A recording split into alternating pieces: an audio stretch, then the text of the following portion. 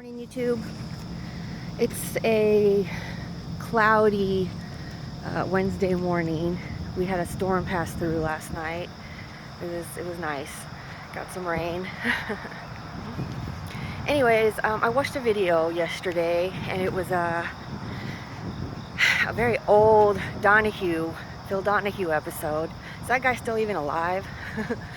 Anyways, the date on it said 2002, but I mean, I thought it could have been like from the 1980s even, but I don't know.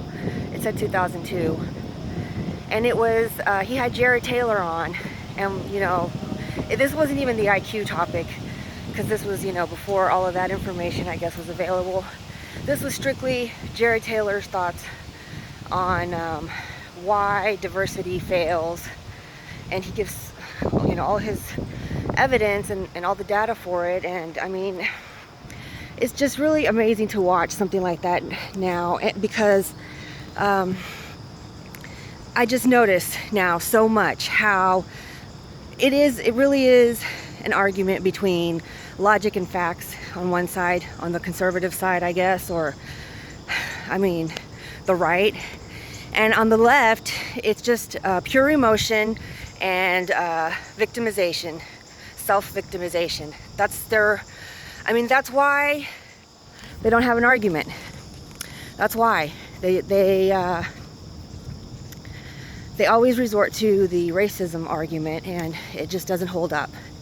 It does not hold up under scrutiny, because I will post a link to the video below so everyone can watch, and I would love to hear someone else's opinion on it, because he was speaking straight logic and truth and facts. I mean, and maybe they are hard to hear or hard to accept, but I mean, the only way to come to any kind of solution or agreement on anything, you have to have all the facts. You have to have the true facts, not some made up, wishy-washy, emotionally biased truth.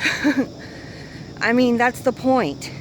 And it has nothing to do with racism. It has everything to do with just wanting to know the truth about our origins. That's all it is.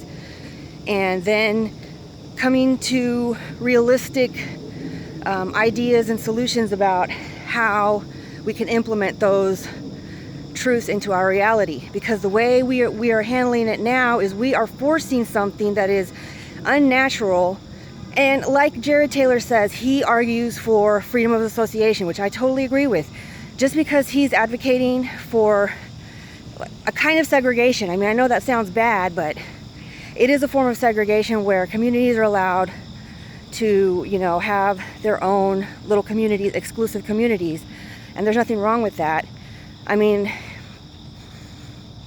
that is, if you look at like countries like Japan or Iceland, or he gave several examples of countries that are pretty much homogeneous, and that's why they have low crime rates, and that's why they don't have the problems that we have. The reason we have the problems that we have is because there is such a diversity of people, cultures, religions, all of that.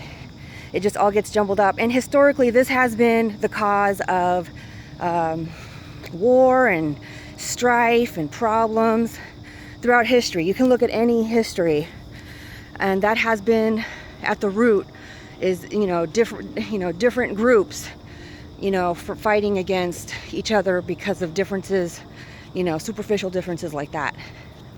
So he makes really good points and really interesting argument, and I'm not saying that I don't agree with some of the stuff on the left. I'm just saying that their argument is weak.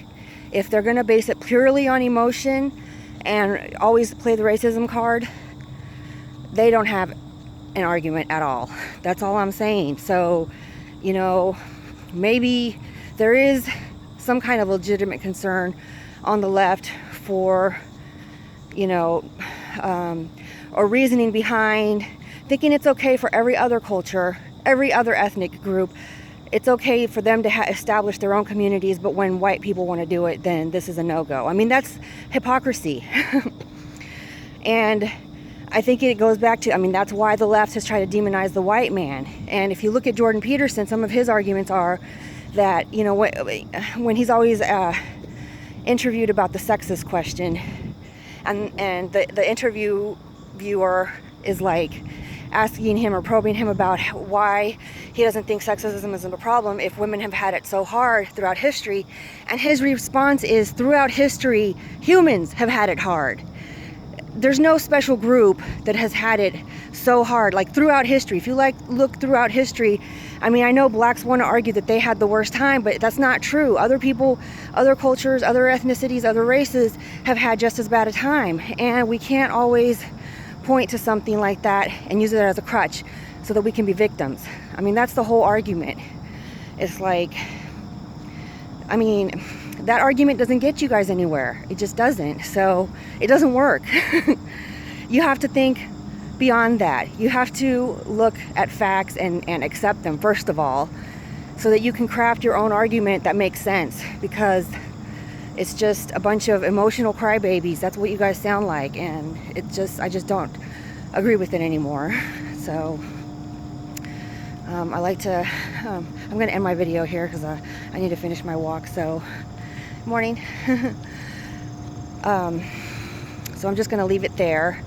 And thanks to everyone for watching and liking and subscribing. And please share this video if you found it interesting.